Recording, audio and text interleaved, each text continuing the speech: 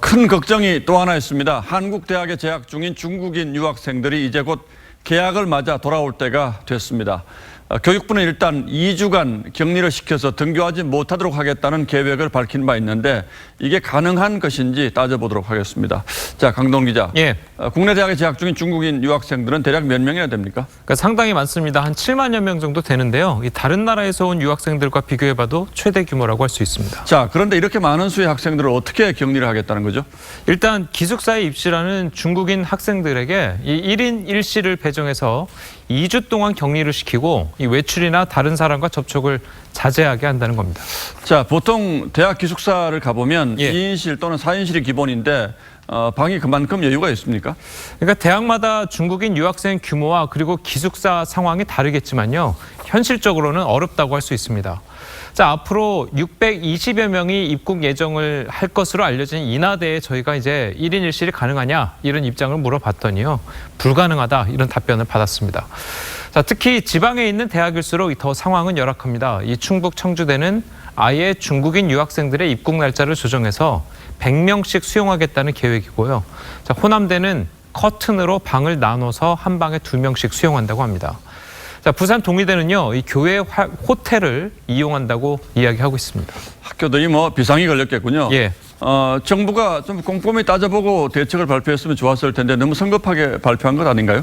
예, 그렇습니다. 그래서 각 대학들이 굉장히 불만들이 많습니다. 또 방을 확보하려다 보니까 이 한국 학생들의 방까지 비워줘야 하는 경우도 생겨서 우리 학생들의 피해도 생기고 있습니다. 자, 교육부는요, 또 시도지사들에게 지자체 소유의 숙박시설을 제공해달라 이렇게 요청을 했는데 과연 지자체에서 얼마나 나서줄지는 미지수입니다.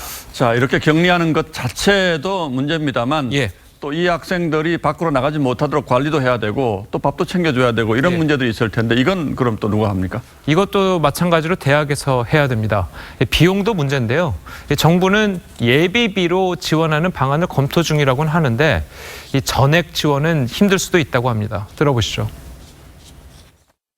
이제 예비비나 이런 것들을 협의는 하고 있습니다만 100% 또 다 지원하기는 어려운 측면이 있어서 이제 가능한 범위 내에서 지원을 하고 또 사용할 수 있도록 하는 것도. 2주간 격리한다. 말은 쉬운데 이런저런 문제들을 다 따지고 보니까 이게 과연 제대로 될지 걱정이네요. 예, 그렇습니다. 이 수칙을 위반한 학생은요, 이 불이익을 받도록 사전에 동의서를 작성하긴 하는데 말씀하신 대로 강제성이 없다 보니까 실제 학생들이 잘 지킬지는 의문입니다. 자, 거기다가 기숙사를 이용하지 않는 중국인 유학생들의 수도 무시 못하는데요.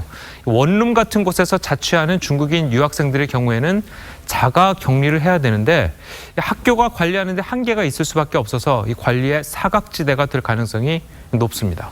자, 이건 국가 차원의 방역 문제인데 정부가 좀 구체적인 문제를 좀 따져보지 않고 너무 성급하게 일방적으로 대책을 발표하는 것 아닌가 하는 생각이 드네요. 예. 예, 강동원 기자 잘 들었습니다.